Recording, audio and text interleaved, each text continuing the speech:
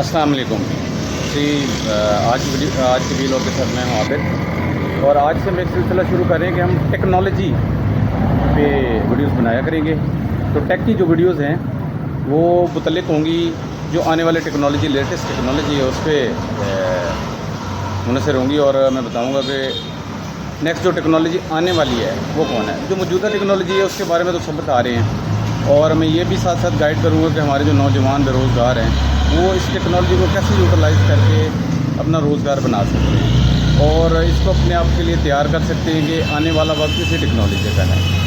तो आइए चलते हैं, देखते हैं। सबसे पहले आजकल बहुत ज़्यादा मशहूर हुई है आर्टिफिशियल इंटेलिजेंस। अब सारे देखते हैं जब जैसे ही आर्टिफिशियल इंटेलिजेंस का लफ्ज़ आता है तो सारे कहते हैं जी कि चैट जीपीटी या गूगल बार्ड है तो और काफ़ी सारी चीज़ें हैं जिसको जो है वो आर्टिफिशियल इंटेलिजेंस समझा जा रहा है। आर्टिफिशियल इंटेलिजेंस का मतलब ये है, सादा लफ्ज़ों में मैं अगर बताऊं कि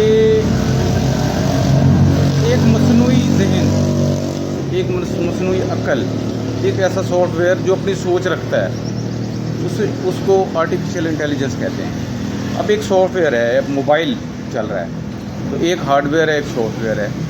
अब हम उसको ऑपरेट किससे करते हैं? सॉफ्टवेयर से करते हैं। अब दोनों चीज़ें आपस में इंटरकनेक्टेड है, एक हार्डवेयर और सॉफ्टवेयर। सॉफ्टवेयर को हम कमांड देते हैं तो वो उस तरह से हमारी मर्ज़ी के मुताबिक उसको हार्डवेयर को चलाता है। फर्स्ट किया हम मोबाइल का कैमरा ऑन करते हैं तो जब हम कैमरे की ऐप पे क्लिक करते हैं तो कैमरे की मोबाइल कैमरा चला देता है और जो उसमें फ़िज़िकल कैमरा लगा हुआ है वो मतलब ऑपरेशनल हो जाता है।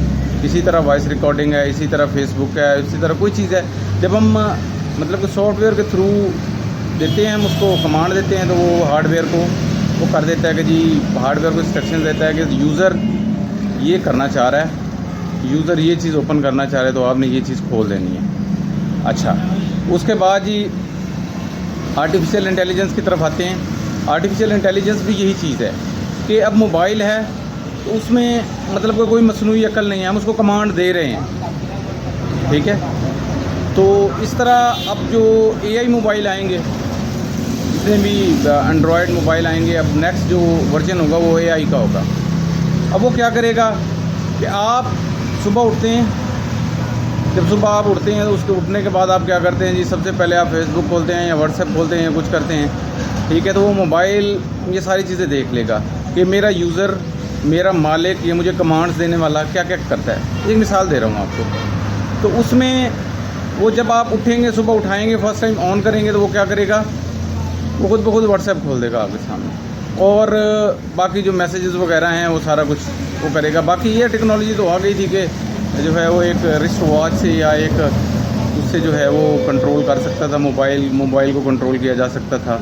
लेकिन बात ये है कि ये आर्टिफिशियल इंटेलिजेंस इस बात की वो होगी कि ये मोबाइल को खुद ब खुद पता होगा कि मेरा वो क्या कर रहा है, मतलब मेरा यूज़र क्या चाहता है, क्या करेगा।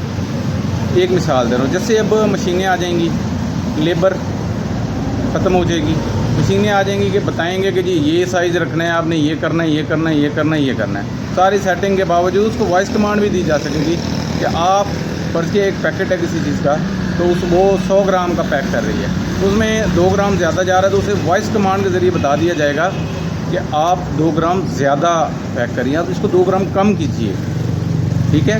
या आप ये जो लेबल है ये गलत काट रही हैं, आप इसको इतने इंचेस या इतने सेंटीमीटर या इतने मिलीमीटर इसको कम काटिए। तो इस तरह की जो है वो वॉइस ऑपरेटेड मशीन्स आ जाएंगी जिसके लिए ऑपरेटर्स की ज़रूरत नहीं होगी, ठीक है। तो ये लोग बेरोज़गार होना शुरू हो जाएंगे। इसी तरह आपके सेल्स जितनी भी है ये भी एआई ऐप्स के थ्रू होगी।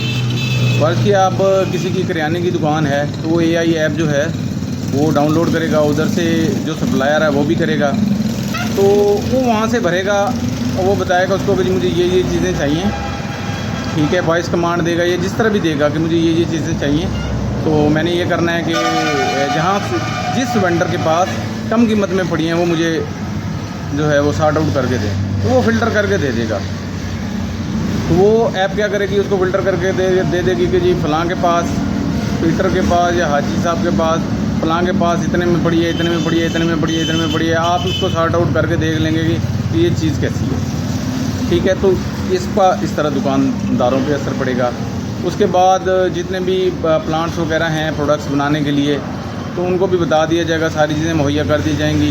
फर्स्ट की एक जूस की प्रोडक्शन फैक्ट्री है, तो वहाँ बता दिया जाएगा कि चीनी इतनी होगी, पानी इतना होगा, पल्प इतना होगा, ये चीज़ें इतनी होंगी, ये चीज़ें उतनी होंगी। वो खूब मशीन खुद ब खुद लेगी, उसको सिर्फ कमांड देनी है आपने, वो खुद ब खुद लेगी, खुद ब खुद मिक्स करेगी, वो खुद ब खुद पैक कर देगी। तो इस तरह ये चीज़ें आती जा रही हैं। अब आर्टिफिशियल टेक्नोलॉजी का इंसानी ज़िंदगी पे असर तो मैंने बता दिया है, और मज़ीद बताता हूँ। अब इसको इस काबिल बनाया जा रहा है, जिस तरह कहते हैं कि इसको ये ख़तरनाक भी है।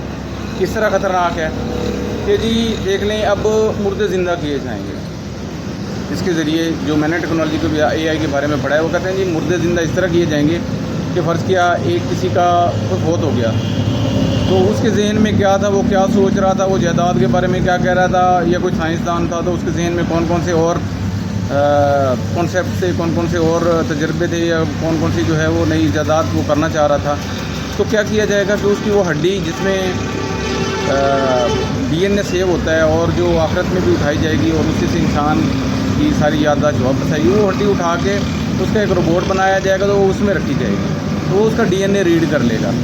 जब उसका DNA रीड करेगा तो उसमें वो सारी वही सहूलतें, वही सारी उसकी मतलब कि उसकी याददाश्त, उसकी हर चीज़, वो अपने बेटों को पहचान लेगा, वो अपनी ख़ानदान की सारी हिस्ट्री बता देगा, वो बता देगा कि मेरे जहन में क्या था, मैंने ज़मीन बेची थी नहीं बेची थी।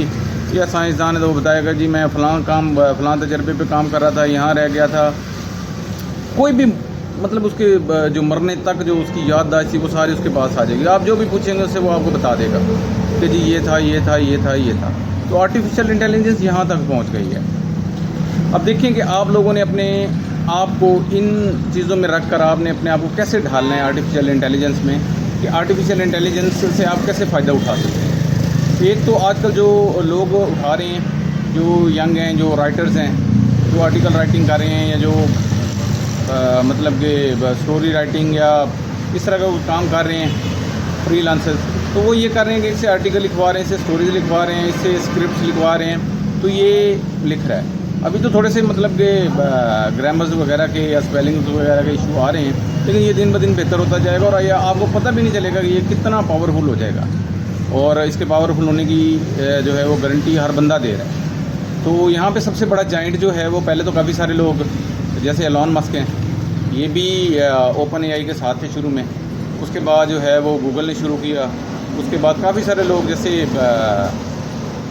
माइक्रोसॉफ्ट के बानी हैं वो भी इसी में थे, शामिल थे। तो अब ये हो रहा है कि वो कह रहे हैं कि इसको महफूज बनाया जाए ताकि इंसानों के लिए ना मुश्किलात पैदा ना करें, इंसानों को नुकसान ना पहुँचाएँ ये चीज़ें, क्योंकि ये आर्टिफिशियल इंटेलिजेंस है, उनकी अपनी सोच होगी, वो इंसान को भी ज़ाहिरी बात है मुश्किल बना सकते हैं। अब बनाना इंसान नहीं है इनको, तो वो चीज़ें इससे निकाल दी जाएंगी जिससे इंसान को नुकसान होगा। फर्ज किया वो इंसान पे हमला नहीं करेंगे, ठीक है, जानवरों पे हमला नहीं करेंगे, दरख्त नहीं काटेंगे। तो इस तरह का जो इसको सोच है वो इसको बनाया जा रहा है, लेकिन ये चीज़ें कंट्रोल नहीं हो सकती। क्यों? दुनिया में हर तरह के लोग हैं, बुरे भी अच्छे भी। अब उसमें जिसने मकसद निकालना है इंसान को नुकसान पहुंचा के, या उसने कोई अपनी मेडिसिन या इस तरह का कोई जैसे एंटीनोड होता है किसी भी बीमारी का या इस तरह का, तो वो बेचने के लिए उसने ये करना ही करना है। तो मेंटली तौर पे आपने तैयार रहना है इन चीज़ों के लिए। तो जब तक यूटिलाइज़ कर सकते हैं आप इसको यूटिलाइज़ करें और इससे इस्तिफ़ादा हासिल करें। आप भी, कोई भी राइटर बन सकता है आज के दौर में, और वो हाथ से लिखने वाले और वो कंसेप्ट लेके आने वाले तो मेरे ख्याल में आहिस्ता आहिस्ता ख़त्म हो रहे हैं, ठीक है। तो आप लोग भी इससे जितना फ़ायदा हो सकता है उठाएँ। अगर इस तरह का कोई ऐप बना सकते हैं, इससे इस्तिफ़ादा हासिल कर सकते हैं, तो लाजमी बनाइए। अपने मुल्क का नाम रोशन कीजिए, अपना नाम रोशन कीजिए, और खुदारा नेगेटिव सेंस में इसको कभी भी इस्तेमाल ना करें, और ना ही सोचेंगे नेगेटिव सेंस में हमने इसको इस्तेमाल करना है।